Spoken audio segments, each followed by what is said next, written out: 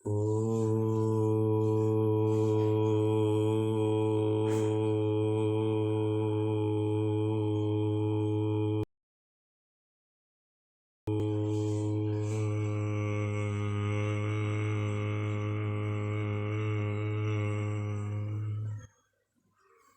गायत्री महामंत्र साथ साथ आप लोग बोलिए।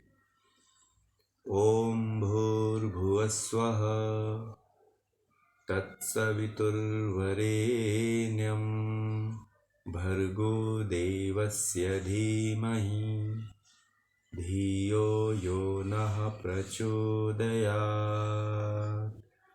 ॐ सहनाववतु सहनौ भुनक्तु सह वीर्यं करवावहे तेजस्विनावधीतमस्तु मा विद्विषावहे। ओम शांति शांति शांति। स्वागत है आप सभी लोगों का योग दर्शन के सैद्धांतिक सत्र में। योग दर्शन के सैद्धांतिक सत्र में विभूतिपाद में सिद्धियों के बारे में हम लोग अध्ययन कर रहे हैं और जो आज का विषय है हमारा वह है 6 सिद्धियां। जो प्रणाम जो पीछे आप लोगों ने 6 सिद्धियां पढ़ी है, उन सिद्धियों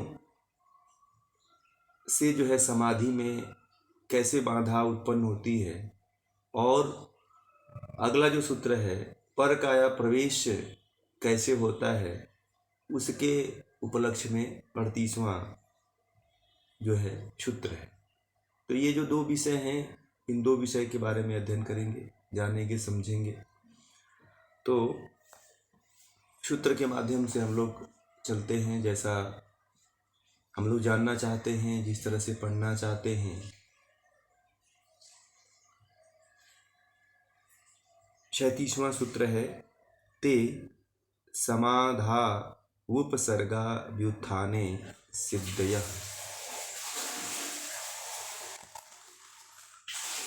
सूत्रों को बार बार आप लोग चाहे तो पढ़ सकते हैं। ते समाधा उपसर्गा व्युत्थाने सिद्धयः, इसके अर्थ को हम लोग समझेंगे। ते का जो तात्पर्य होता है, वे सिद्धियां, यानी कि वे 6 प्रकार की जो पीछे अभी जो आपने प्रातिभ, श्रावण, वेदना, आदर्श, आस्वाद, वार्ता, ये जो 6 सिद्धियां पढ़ा है, उन्हीं के बारे में कह रहे हैं कि वे 6 सिद्धियां।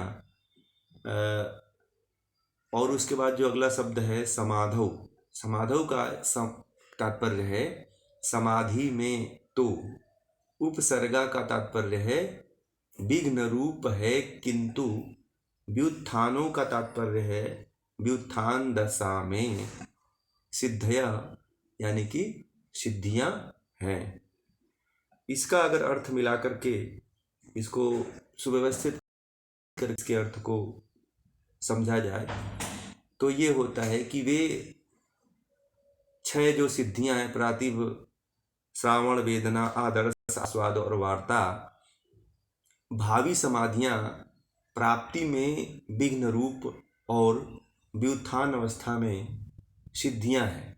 व्युत्थान अवस्था में यानी कि जब हमारे अंदर संस्कार, जब कुसंस्कार जब उठते हैं, तो उस अवस्था में ये सिद्धियों का कार्य करती है।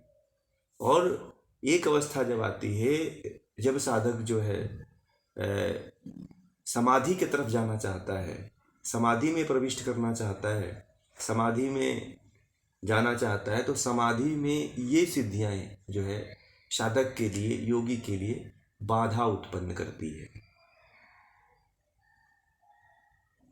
अब कुछ लोगों को ये लगता है कि सिद्धियां मिल गई तो सिद्धियों से ही चमत्कार आदि करते रहते हैं, परंतु ये जो समाधि की तरफ जाना चाहता है, ईश्वर की प्राप्ति करना चाहता है, उसके लिए ये जो है बाधक होती है।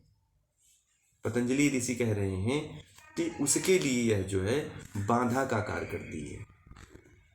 ये जो 6 सिद्धियां हैं, वह मुक्ति, अगर कोई मुक्ति का लक्ष्य बनाकर चलने वाला कोई साधक है, तो उसमें जो सिद्धियां हैं वह विशेष उपलब्धि का कार्य करती है, उसके लिए बहुत ही सहायक होती हैं। उसके लिए जो उसका लक्ष्य है परमात्मा की प्राप्ति, आत्मा का साक्षात्कार, परमात्मा का साक्षात्कार, उसमें उसको सफलता दिलाती है, उसमें उसको सहायता देती है। परंतु समाधि प्राप्ति का लक्ष्य न बनाकर चलने वाले जो योगी होते हैं, जो साधक होते हैं या योगाभ्यासी होते हैं, उनके लिए तो सहायक है, परंतु जो समाधि की तरफ जाने वाले हैं उनके लिए बाधा का कार्य करती है। इनको कोई मतलब नहीं है, बस सिद्धियां ही उनको प्राप्त करना है, उनके लिए तो ठीक है। परंतु जो ईश्वर की तरफ जाना चाहते हैं, परमात्मा की तरफ जाना चाहते हैं, उनके लिए बड़ा ही बाधा उनके लिए जो है बड़े ही बाधा का कार्य करती है। क्यों? क्योंकि उन सिद्धियों के माध्यम से संसार में वह क्या करता है, जो जिसको ईश्वर की तरफ नहीं जाना होता है, वह इन सिद्धियों के माध्यम से जो साधक होता है वह जादूगरी आदि करता है, चमत्कार आदि करता है, प्रदर्शन आदि करता है, और प्रदर्शन आदि करके जो है प्राप्त करने के बाद वह जो है अपने मार्ग से भटक जाता है, वह ईश्वर की तरफ नहीं बढ़ पाता है, अपना साक्षात्कार भी नहीं कर पाता है। वह जो है सांसारिक जो चमत्कार है, प्रदर्शन है, और फिर उसके अंदर लोकेशना प्राप्त हो जाती है। प्राप्त करने में क्या, ईश्वर की प्राप्ति का लक्ष्य जो है उसका छूट ही जाता है, वह लोकेशना में फंस जाता है, दिखावे में मस्त हो जाता है। आजकल के बहुत से ऐसे योगी मिलेंगे आपको जो साधना के क्षेत्र में बड़े लग करके साधना तो करते हैं, परंतु जब उनको कुछ सिद्धियां प्राप्त हो जाती हैं तो वह प्रदर्शन करने लगते हैं। उस सिद्धियों के आधार पे वह अपने धन वैभव को बनाने लगते हैं। जब वह धन वैभव को बनाने लगते हैं तो वही धन वैभव उनको बांध देता है, वही जो है उनको जो है मोक्ष मार्ग में जाने नहीं देता है। और जो मोक्ष मार्गी होता है, जो मोक्ष का पिपासु होता है, जो साधक जो है वह जो है इन सिद्धियों के चक्कर में नहीं पड़ता है। जो मोक्ष का पिपासु है, जो ईश्वर का को प्राप्त करना चाहता है, जो संप्रजात समाधि में जाना चाहता है, जो असंप्रजात समाधि में जाना चाहता है, वह इन सिद्धियों के चक्कर में कभी नहीं पड़ता है। क्योंकि संप्रजात और असंप्रजात समाधि में पहुंचने के लिए सिद्धियां जो है बाधक का कार्य करती है, बाधा उत्पन्न करती है ये सिद्धि। इसीलिए जो है जब सिद्धियां प्राप्त हों तब उनके उससे जो है जो लोकेशना अगर कभी उत्पन्न होती है, पुत्रेषणा उत्पन्न होती है, वित्तेषणा, सिद्धियों के माध्यम से तीनों तरह की जो ऐषणाएं होती हैं वह पैदा होती हैं। संसार में 3 ऐषणाओं से पूरा व्यक्ति जो है जीवन पर्यंत ग्रसित रहता है। लोकेशना, इसको नोट कर लीजिए, लोकेशना, वित्तेषणा, पुत्रेषणा। और आपको पता होगा कि जो हमारे देश में संन्यास परंपरा चल रही है, वह संन्यास परंपरा में जब सन्यासी संन्यास लेता है तो उसे यही प्रतिज्ञा दिलाई जाती है, यही वह प्रतिज्ञा लेता है। गंगा और सूर्य और पृथ्वी और चंद्रमा, ग्रह नक्षत्र आदि सभी जो 33 कोट जो देवता हैं उनको साक्षी मान करके, अग्नि को साक्षी मान करके, अपने गुरु को साक्षी मान करके वह सन्यासी यह प्रतिज्ञा लेता है कि जब तक मैं जीऊँगा तब तक जो है ना ही मैं पुत्रेषणा में फंसूंगा, ना ही मैं लोकेशणा में फंसूंगा, और ना ही मैं वित्तेषणा में फंसूंगा। ये सन्यासी को सबसे पहले यह जो है यह प्रतिज्ञा लेनी पड़ती है सन्यास लेने से पहले। परंतु आजकल के जो सन्यासी हैं जब सन्यास में जाते हैं तो यह तीनों जो है प्रतिज्ञाओं को भूल जाते हैं, तीनों वचनों को जो है वह भूल करके लोकेशणा वित्तेषणा में फंस जाते हैं। और जब वह साधना के क्षेत्र में जाते हैं तो वहाँ पर भी जो है इन ऐषणाओं के चक्कर में फंस जाते हैं।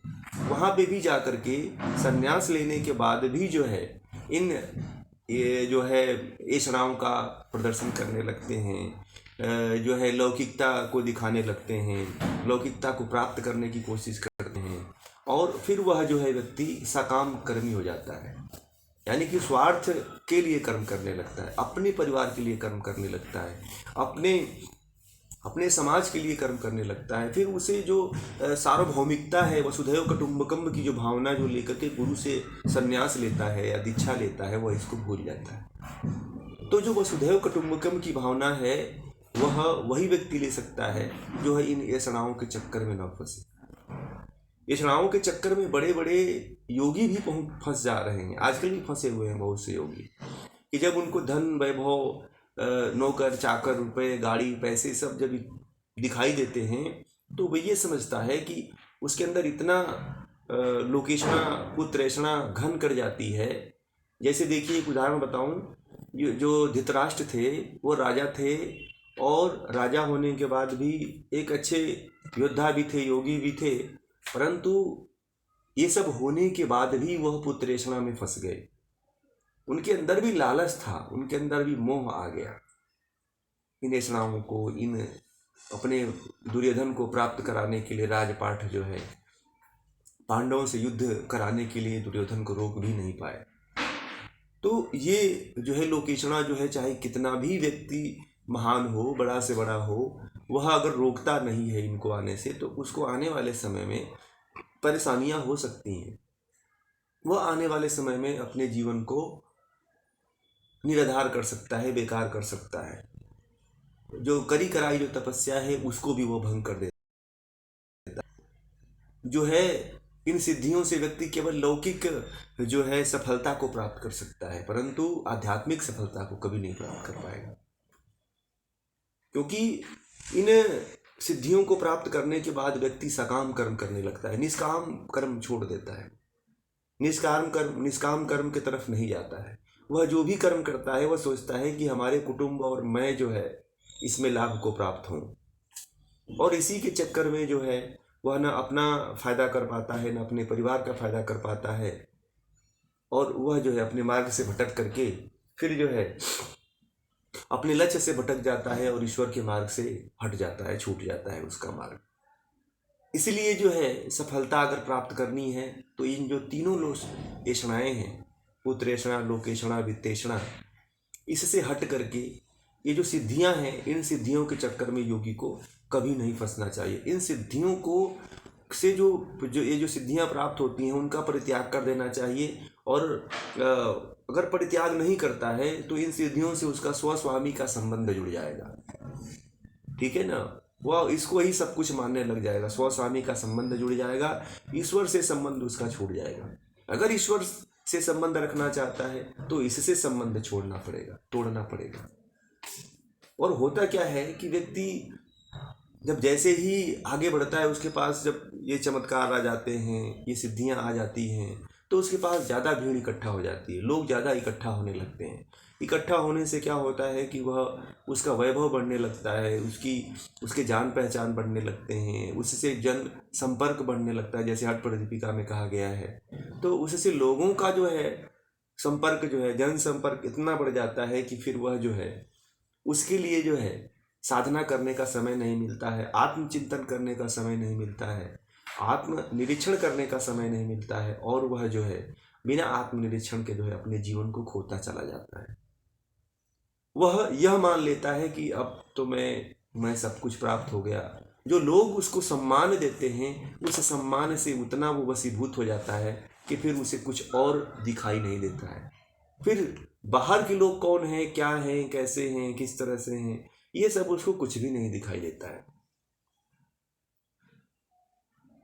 बाहर के लोग उसको लालच में आकर के जो सम्मान देते हैं, जो उसे एक गुरु मानते हैं, जो एक विद्वान मानते हैं, तो उससे वह वशीभूत हो जाता है और अपने आप को बहुत बड़ा समझने लगता है। उसके अंदर फिर अहंकार आ जाता है।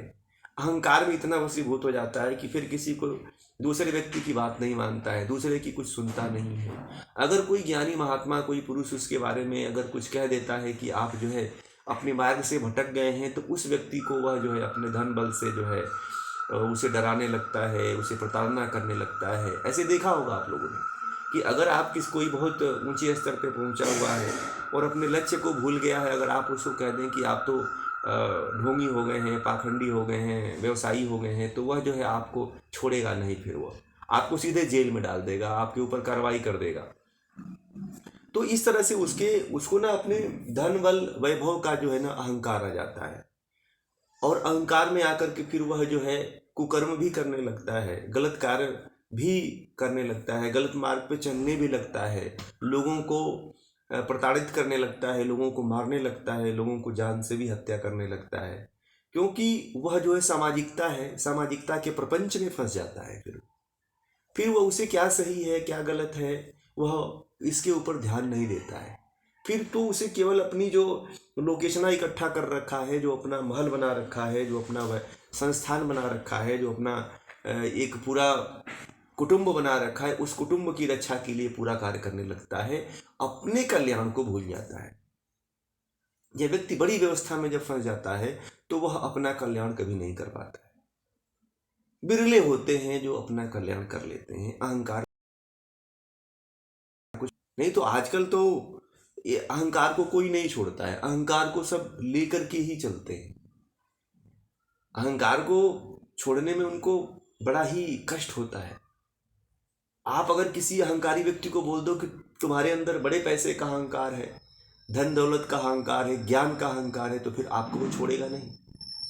फिर आपको उससे द्वंद्व करना पड़ेगा, लड़ाई करना पड़ेगा, केस लड़ना पड़ेगा, आपको केस कोर्ट के चक्कर काटने पड़ जाएंगे हो सकता है। या फिर ज़्यादा आपसे परेशान हो गया तो 2-4 लोगों को आपको सुपारी दे करके मरवा भी सकता है, एक्सीडेंट करवा सकता है, आपको कहीं जहर दिलवा सकता है। तो इस तरह से वो तमाम तरह का कार्य करने लगता है और गलत रास्तों में फंस जाता है। इसीलिए योगी के लिए जो है महर्षि पतंजलि कहते हैं कि योगी को जो है सिद्धियों को छोड़ देना चाहिए, सिद्धियों के प्रति ध्यान नहीं देना चाहिए। हाँ, अगर आपकी ईश्वरीय मार्ग में, ईश्वर को प्राप्त करने में, संप्रजात समाधि में, असंप्रजात समाधि के मार्ग में कुछ अगर सहायता करती हैं तो इनका सहायता लेकर के आगे बढ़ना चाहिए। लौकिक कार्यों में, लोकेशना वाले कार्यों में और पुत्रेषणा वाले कार्यों में और लोकेशणाओं वित्तेषणा में, यानी कि धन इकट्ठा करने में, पुत्र पुत्री आदि परिवार संबंधी बनाने में अगर लग गए आप, पुत्रेषणा वित्तेषणा और लोकेशणा, यश प्राप्त करने के लिए जो है आप जो है धन प्रचार प्रसारित करने में लग गए, तो फिर तो आप ईश्वर की तरफ नहीं जा सकते। आप देखिए आज आप अपने जो मैंने बताया आपको, ये जो 3 ऐषणाएं हैं, इसमें देखिए कितने सन्यासी इस खाके में बैठ पाते हैं। अगर आप देखेंगे भारत के सन्यासियों को तो इस जो है क्राइटेरिया में लगभग 0% सन्यासी होंगे भारत में।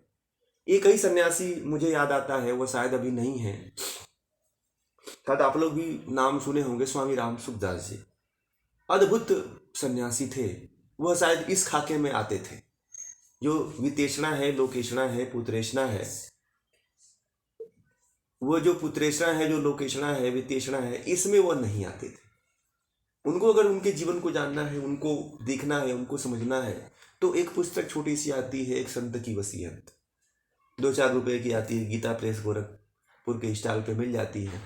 तो वहाँ से आप इस पुस्तक को लेकर के पढ़ सकते हैं, तो आपको पता चलेगा कि वो कितने परे थे लोकेशणाओं से, और आज के जो सन्यासी हैं वो कितने लोकेशणाओं में मतलब घिरे हुए हैं।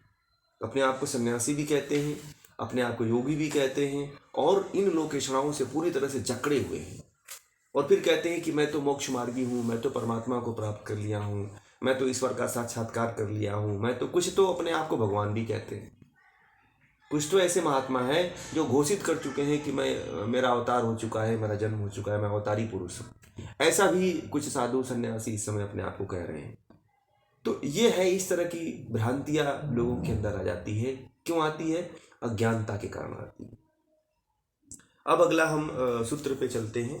38वां सूत्र जो है वह है पर शरीर प्रवेश कैसे होता है उसको जानेंगे।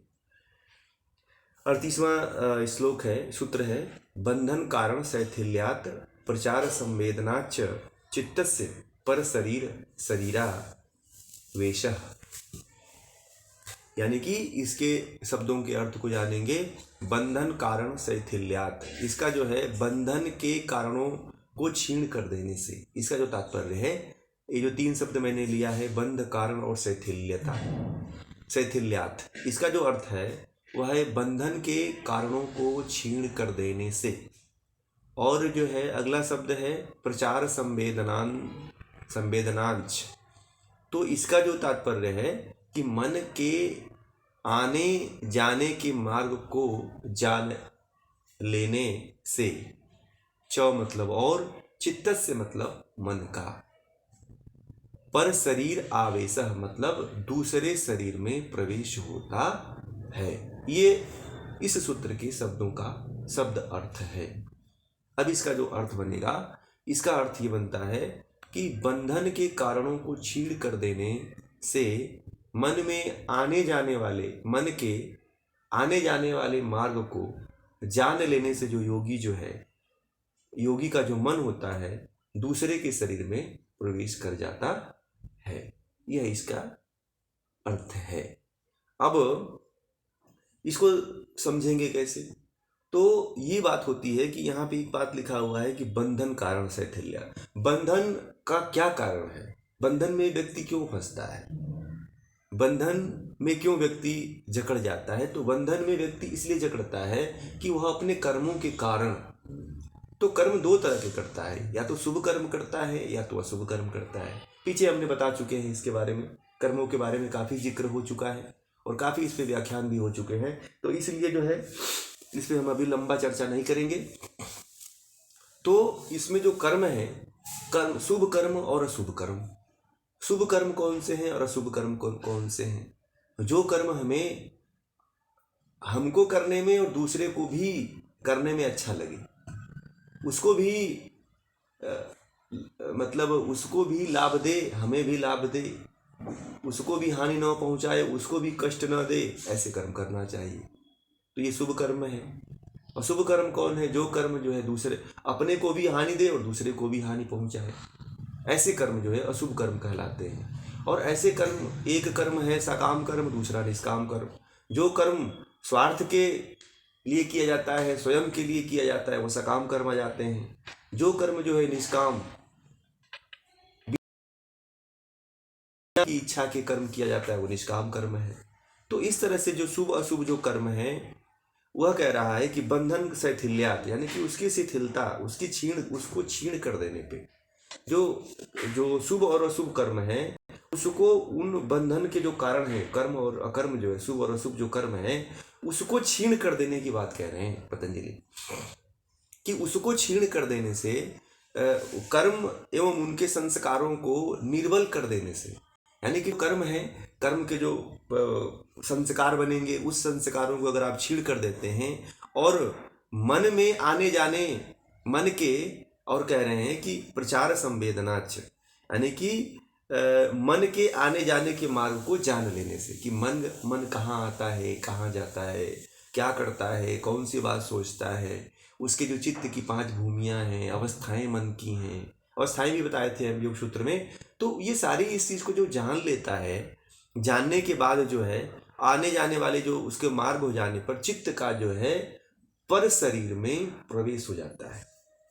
जब जान लेता है, जब बंधन के कारणों को शिथिल कर लेता है, उसके बाद जो है मन के आने जाने वाले मार्गों को जान लेता है, तो उस समय जो क्या होता है, चित्त का परस्पर जो है, चित्त का जो है दूसरे शरीर में प्रवेश हो जाता है। तो वह चित्त जो है दूसरे शरीर में प्रवेश कर जाता है। अगर आप इतना जानते हो, बंधन के जो कारण है उसको शिथिल करने का अगर तरीका जानते हो आप, और दूसरा जो है मन के आने जाने वाला जो मार्ग है उसको अगर आप शिथिल कर देते हो, उसको रोक देते हो, आप जान लेते हो, तो मन जो है आपका दूसरे के शरीर में क्या होता है, प्रवेश कर जाता है। ये अगर आपको नहीं है तो फिर आप नहीं कर पाओगे। आप व्यक्ति क्या करता है, बंधन का कारण क्या है, सकाम कर्म है, पहले इसको रोकी। व्यक्ति सकाम ही तो कर्म करता है, बिना काम की इच्छा के कोई कर्म करता ही नहीं है। उसे कहा जाए कि फिर जो है आप ईश्वर की उपासना करो, तो ईश्वर की उपासना नहीं करता है, बोला कि हमको क्या फायदा होने वाला है, फालतू की बात है ये। अभी कोई किसी को कह दिया जाए कि चलो भाई योग दर्शन पढ़ लो, बोले क्या करेंगे योग दर्शन पढ़ करके, इससे कुछ मिलने वाला है? तो यह योग दर्शन जो है मोक्ष का शास्त्र है। यह जो है योग दर्शन को कहा गया है कि मोक्ष का शास्त्र है ये। तो मोक्ष का जो शास्त्र है, जो मोक्ष का शास्त्र जो पढ़ेगा वही तो मोक्ष में जाएगा। जो नहीं पढ़ेगा वो कैसे जाएगा? फिर उसकी बात ही नहीं करेगा वो, फिर उसको सुनेगा ही नहीं वो। तो जो बंधन का कारण जो सकाम कर्म है, निष्काम कर्म आप नहीं कर रहे हैं, तो फिर क्या होगा? उस बंधन के कारण में फंसते चले जाएंगे। इसलिए बंधन के जो कारण है, सकाम कर्म है, को देना चाहिए तथा उसको जो है निष्काम कर्म करते रहना चाहिए, जिसमें कोई आसक्ति ना हो, जिसमें कोई फल की इच्छा ना हो। जैसे कि अगर आपका बच्चा ही क्यों ना हो, आपका बच्चा है, आप उसकी सेवा इस भाव से करिए, पालिए उसको कि मुझे उसकी से कोई लेना देना नहीं, कि वो बड़ा हो जाएगा तो मेरा सेवा करेगा कि नहीं करेगा। आप किसी को कुछ दे रहे हो तो ये भी कल्पना न करो कि आप मुझे वह कभी देगा। लेने की कभी इच्छा मत रखो। आप किसी को सहर्षपूर्वक भोजन करवा रहे हैं आप, तो उसके अंदर ये मत सोचिए, अपने अंदर ये मत सोचिए उसके प्रति कि जो है यह मुझे मेरा पैसा, यह मुझे जो है भोजन करवाएगा। अगर ये भाव अगर आ गया तो निष्कामता खत्म हो जाती है। अगर आप किसी को खिला करके कह देते हो कि मैंने तो तुम्हें ये चीज़ खिलाया था, मैंने तो तुम्हें इतना पैसा दिया था, अपनी स्वेच्छा से आप किसी गरीब को जा करके कपड़ा और बिस्किट और मिठाइयाँ और ये चीज़ दान देते हो जा करके, और फिर फोटो खींच करके और एक केला देते हुए खींच करके और फोटो खींच करके उसको यूट्यूब पे और फेसबुक पे डालते हो, कहते हो कि मैंने गरीबों को डेली खिलाता हूँ, तो आपका जो कर्म है वह निष्काम कर्म नहीं हुआ, वो सकाम कर्म में आ गया। कि आपकी फल की इच्छा चाहते हो, आप प्रशंसा चाहते हो ना, आप अपनी प्रशंसा चाहते हो कि लोग मुझे जाने कि मैं बहुत बड़ा दानी हूँ, है? इसलिए सोशल मीडिया आदि चैनलों पे इसको शेयर करते हो कि मैंने ये चीज़ इसको दान दिया, मैंने उसको भोजन, कुछ लोग मैंने देखा है एक टॉफ़ी देते हैं तो उसका भी फोटो खींच करके फेसबुक पर डाल देते हैं कि मैंने बच्चों को टॉफ़ी दिया है। तो इस तरह से ये जो कर्म है आपका, ये निष्काम कर्म नहीं है, ये सकाम कर्म है। आप स्वार्थ के लिए कर रहे हो। व्यक्ति समझ ही नहीं पाता है। व्यक्ति बहुत बड़े बड़े दान देता है और जाके कहता है कि मैंने फला आदमी को इतना दान दिया है। वो जो दान दिया है वह कहते हैं कि खा करके निकल दिया, वो उल्टी कर दिया वो। ऐसा कभी नहीं करना चाहिए, ये सकाम कर्म में आता है। कहते हैं ना कि दान करो दरिया में डाल दो भूल जाओ, है? फिर याद नहीं करने को। आप दान करते हो किसी को, किसी के प्रति कोई अपना कर्तव्य पूरा करते हो, तो उस कर्तव्य के फल की इच्छा मत करो। कर्म में तो ये भी कहा, स्वामी राम तुलसीदास जी ये कहते हैं कि अपने बच्चों से भी, पढ़िएगा स्वामी राम तुलसीदास जी को, बहुत बड़े अद्भुत संत हुए हैं वो कहते हैं कि अपने बच्चों से भी अपेक्षा मत रखो कि ये मेरे प्रति कुछ करेंगे। माँ बाप किस लिए पालता है? माँ बाप इसलिए बच्चों को जन्म देते हैं कि ये बच्चा मेरे अंतिम समय में काम आएगा। तो राम तुलसीदास जी ये कहते हैं कि यह भी इच्छा छोड़ दो, फिर यह पूर्ण निष्कामता में चले जाओगे। तो अगर ये इच्छा है अपने बच्चे के प्रति भी, आप इस बच्चे का पालन पोषण इसलिए कर रहे हो कि यह जब मैं बुढ़ापा होऊंगा तो मेरे प्रति यह कर्म करेगा, तो आपका जो कर्म है वह कर्म निष्फल हो गया, वह सकाम कर्म में आ गया। फल की इच्छा से जो कर्म होता है वह सकाम कर्म में गिना जाता है, और बिना फल की इच्छा से जो कर्म किया जाता है वो निष्काम कर्म में आता है। अगर आप अपने बच्चे को भी पालन पोषण कर रहे हो, बच्चे को भी बड़ा कर रहे हो, खिला रहे हो, दवा कर रहे हो, पढ़ा रहे हो, तो उससे भी कभी इच्छा मत रखो कि ये मेरे प्रति कुछ करेगा। अगर ऐसा भाव लेकर के आप अपने जीवन में कर्म करते हो तो जीवन में कभी भी जो है आप मतलब कि जो है मतलब कि गलत मार्ग पे नहीं जा सकते। बस हमेशा निष्कामता को ही प्राप्त होगे आप, हमेशा जो है निष्कामता की तरफ ही आप जो है आगे बढ़ोगे। अगर ये भाव लेकर के जीवन में आप कर्म करते हो तो कभी जीवन में बंधन में नहीं पड़ेंगे आप। जीवन में कभी कोई आपको बाधा उत्पन्न नहीं होगी। आप ईश्वर के मार्ग पे हमेशा अग्रसर रहेंगे, कभी आपको कोई बंधन फंसा ही नहीं पाएगा। ऐसा भाव लेकर के कभी किसी के प्रति अगर एक गिलास पानी भी देते हैं ना, एक पेन भी देते हैं तो इच्छा मत करिए कि वो मुझे खरीद करके पेन देगा। अगर किसी को एक टाइम का भोजन भी कराते हो तो ये कभी कल्पना मत रखना कि मुझे ये कभी कराएगा, ये भी कल्पना मत रखना। लोग एक कप चाय किसी को पिला देते हैं तो इसकी भी कल्पना करते हैं, और जब कुछ एक दूसरे से खिन्न होते हैं तो कह देते हैं कि मैंने तुमको चाय पिलाया था। तो ये भी भाव कभी मत लाने दीजिए। अगर इस तरह का भाव रखते हैं तो बड़ी निकृष्टता की बात आती है। मैंने देखा है बड़े बड़े लोगों को, बहुत से लोगों को मैंने देखा है कि जब छोटे छोटे बातों को जो है, अगर किसी को कुछ कह देते हैं, और कर्म तो बड़े अच्छे से करते हैं, जब खुश रहते हैं तो बहुत अच्छे चाहते हैं कि अपने सामने वाले व्यक्ति को, अपने परिवार वाले व्यक्ति को क्या लुटा दूं, क्या खिला दूं, क्या पिला दूं। परंतु जब उसके प्रति क्रुद्ध होते हैं तो सब कुछ निकाल लेते हैं बोल करके। तो ऐसा भाव अगर आपके अंदर है, इस तरह का अगर भाव बनता है तो आप कर्म मत करिए। और ये मत कहिए कि मैंने तुम्हारे प्रति ये काम किया, तो फिर तो ये बहुत निकृष्टता की बात है। ये फिर पढ़े लिखे सज्जन व्यक्ति की बात नहीं है, ये तुच्छता की बात है। इस तरह का कर्म अगर आपके जीवन में है, इस तरह का भाव अगर आपके जीवन में है, तो बड़े ही तुच्छ हैं आप, निम्न से निम्न कोटि के व्यक्ति हैं।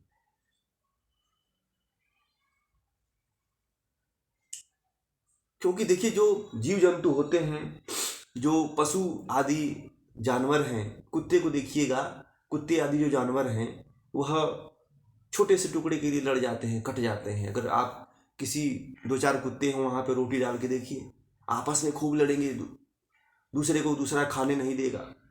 तो यही हमारी प्रवृत्ति हो चुकी है। हमारे अंदर निष्कामता का भाव ही नहीं जाग पाता है। जब निष्कामता का भाव नहीं जाग पाता है तो हम जीवन के क्षेत्र में आगे बढ़ ही नहीं पाते हैं, फिर उसी में उलझे रह जाते हैं। फिर हम कहते हैं कि हम तो यहीं के यहीं रह गए, बस जीवन। लोग निराशा होकर के ये भाव कहा करते हैं कि मेरा तो जीवन बस कट रहा है, मेरा तो जीवन बस ऐसे ही बीत रहा है। इस तरह की बातें कहते रहते हैं। जब आप अपने को उस योग्य बना नहीं पाते हो तो कैसे आपके जीवन में खुशहाली आएगी, नया विचार आएंगे, नए भाव उत्पन्न होंगे। नए भाव और विचार के लिए आपको भी तो कुछ करना पड़ेगा। आप जब नहीं करोगे तो फिर वो नहीं होगा। और आगे जो कहते हैं कि मन को जो है कहीं पे लगाने का, हटाने का, फिर जो प्रक्रिया है, जब उसको योगी जान लेता है तब जा कर के जो है वह जो है दूसरे के शरीर में प्रवेश कर जाता है।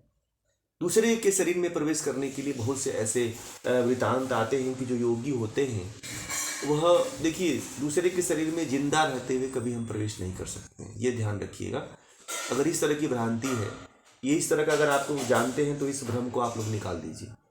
योगी दूसरे के शरीर में तभी प्रवेश करता है जब ये शरीर जर्जर हो जाता है। जिंदा अगर कोई आत्मा है तो दूसरी आत्मा दूसरे शरीर में नहीं प्रवेश कर सकती, क्योंकि जो संस्कार होते हैं, मन पंच ज्ञानेन्द्रिया, पंच कर्मेंद्रिया और जो है पंच तन्मात्राएं जो है, ये 16 जो है मिल करके संस्कार जो बनता है, सूक्ष्म शरीर बनता है। तो सूक्ष्म शरीर आत्मा के साथ संलग्न रहती है। अगर सूक्ष्म शरीर निकल जाए तो आत्मा भी निकल जाएगी। इसलिए यह मत सोचिए आप लोग कि आत्मा रहेगी और सूक्ष्म शरीर जो है निकल जाएगी, ऐसा नहीं होता है। आत्मा और सूक्ष्म शरीर एक साथ निकलती है, ये ध्यान रखिएगा। कभी भी निकलती है तो आत्मा और जो सूक्ष्म शरीर होता है वह एक साथ निकलता है। अगर ऐसा कोई कहे कि सूक्ष्म शरीर निकल गया और फिर निकल के दूसरे शरीर में प्रवेश कर गया और फिर आकर के उस शरीर में प्रवेश कर जाएगा, तो ये असंभव बात है, क्योंकि वह शरीर मृत हो जाता है। शरीर में चेतन चीज क्या है? शरीर में चेतन में क्या है? जीवात्मा ही तो है। आपको पता है कि जो प्रकृति के जो पंच ज्ञानेन्द्रियां, पंच कर्मेंद्रियां, जो पंच तन्मात्राएं, तो जड़ हैं, इनमें तो चेतना है नहीं। तो वो तो आत्मा के साथ ही जाएंगे ना। जब आत्मा के साथ जाएंगे, जब आत्मा शरीर से निकल गई तो फिर वो दूसरे जो शरीर है वो तो मर गया, मृत हो गया, फिर उसमें आने की कोई संभावना नहीं है। हाँ, आप इस शरीर को छोड़ दिया, मैंने मान लीजिए शरीर को छोड़ दिया, कोई दूसरी मृत कोई शरीर है तो उसमें प्रवेश कर सकता है अपने योग बल से। परंतु ये कोई कहे कि फिर अपने शरीर में आ जाए तो ये मुश्किल होता है, क्योंकि वो शरीर मृत हो जाता है। हाँ, कुछ ऐसे योगी हैं, अभी ये परीक्षा की कोटि का विषय है कि इस तरह की होता है। अब ये अगर होता है, कहीं प्रमाण है, कहीं वेदोक्त प्रमाण है या कहीं और ऐसा ऋषि मुनि ऐसा होते हैं तो माना जा सकता है इस चीज़ को। परंतु जीते जी शरीर में, जिंदे शरीर में कोई आत्मा नहीं प्रवेश करती है। हाँ, ऐसे सामान्य रूप से किसी के मन को विचारों, मन के भाव को जाना जा सकता है उसके कर्मों, सकाम और निष्काम कर्मों के आधार पे। किस सामान्य रूप से किसी के मन के भाव को, किसी के विचार को जाना जा सकता है, परंतु किसी के शरीर में प्रवेश करके फिर निकल के आना, ये संभव, थोड़ी सी असंभव बातें लगती है। परंतु ये होता है तब जब शरीर पूरी तरह से छोड़ दे, दूसरे शरीर में प्रवेश कर सकते हैं। ऐसा कहा जाता है कि जो आदि शंकराचार्य थे उनको भी जब मंडन मिश्र की जो पत्नी थी, जब उनसे शास्त्रार्थ हुआ था तो जो है वह जो है उनको ऐसा उन्होंने प्रश्न कर दिया कि उस प्रश्न का उत्तर जानने के लिए जो है वह एक राजा के शरीर में आदि शंकराचार्य जो है कुछ वर्षों तक प्रवेश करके उस प्रश्न का उत्तर जाने वो, और फिर जा कर के मंडन मिश्र की जो पत्नी थी उनके